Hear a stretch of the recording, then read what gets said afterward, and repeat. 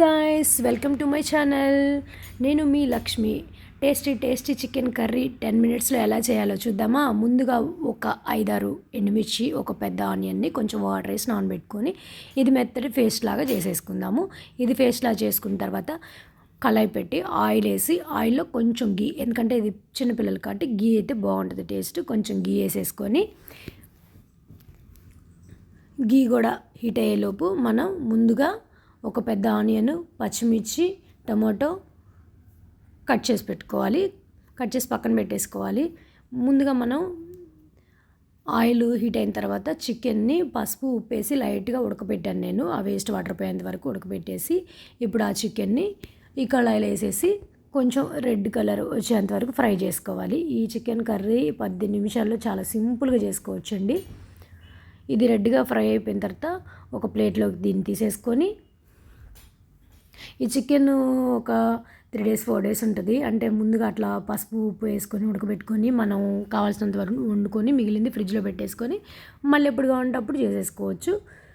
ఇప్పుడు ఇదే కళాయిలో మనం ఆనియన్, పచ్చిమిర్చి, కరివేపాకు ఈ 3 వేసి బ్రౌన్ కలర్ వచ్చేదాకా ఆనియన్స్ ఫ్రై చేసుకుందాము.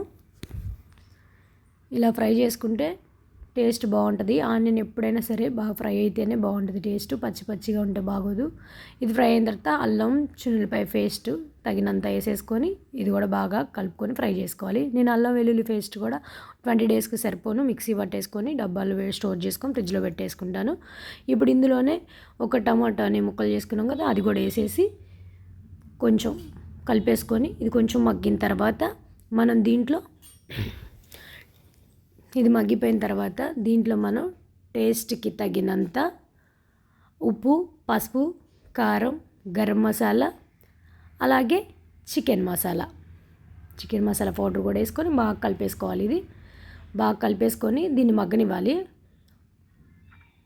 ఇది బాగా మగ్గిన తర్వాత మనం ముందుగా ప్రిపేర్ చేసి పెట్టుకున్న ఆ పేస్ట్ని కూడా, ఆ ఎండుమిరపకాయ ఆనియన్ పేస్ట్ కూడా వేసేసి బాగా కలిపేసుకొని బాగా ఇది కొంచెం ఒక 5 minutes ఉడికి దగ్గరకు వచ్చిన తర్వాత పచ్చివాసన అంతా పోయిన తర్వాత మనం ముందుగా రెడీ చేసి పక్కన పెట్టుకున్న చికెన్ పీసెస్ని కూడా ఇందులో వేసేసి బాగా ఒకసారి కలిపేసుకున్న తర్వాత ఇది బాగా కలుపుకొని ముక్కలకి పేస్ట్ అంతా పట్టిన తర్వాత ఇందులో కొంచెం వాటర్ యాడ్ చేసుకోవాలి. ఆ వాటర్ కూడా మనం ఇప్పుడు మిక్సీ జార్లో ఆనియన్, ఎండుమిర్చి మిక్సీ జార్ పట్టుకున్నాం కదా, దాంట్లోనే నేను కొంచెం ఒక చిన్న టీ గ్లాస్ వాటర్ మనకు కావాల్సినంత, మనకి గ్రేవీ ఎక్కువ కావాలంటే వాటర్ ఎక్కువ వేసుకోవచ్చు, గ్రేవీ ఎక్కువ వద్దంటే వాటర్ తక్కువ వేసుకోవచ్చు.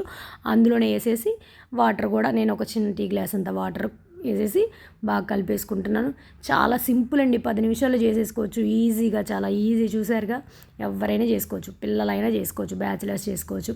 ఇది బాగా మగ్గి దగ్గరకు వచ్చేసిన తర్వాత ఇదిగో ఇది అయిపోయింది, ప్రిపేర్ అయిపోయింది. లాస్ట్లో మనం కొంచెం కొత్తిమీర వేసుకొని దీన్ని సర్వ్ చేసుకోవడమే. నేనైతే చపాతీ చేసుకున్నాను. చక్కగా దీన్ని చపాతీ పెట్టుకొని చికెన్ కర్రీ వేసుకొని ఆనియన్, లెమన్ అలా పిండేసుకొని తింటుంటే ఇక స్వర్గమేనండి. అలా ఒక పీస్ తీసుకొని చికెన్ పీస్ పెట్టుకొని ఆనియన్ కూడా పెట్టుకొని తింటుంటే సూపరు, అసలు మామూలుగా లేదండి. సింపుల్. కట్ చేసి పెట్టేసుకొని ఆనియన్, పచ్చిమిర్చి, టమాటా ఇవన్నీ కట్ చేసి పెట్టేసుకొని 10 నిమిషాల్లో చేసేసుకోవచ్చు. మీరు కూడా చేసుకోండి. Please subscribe my channel.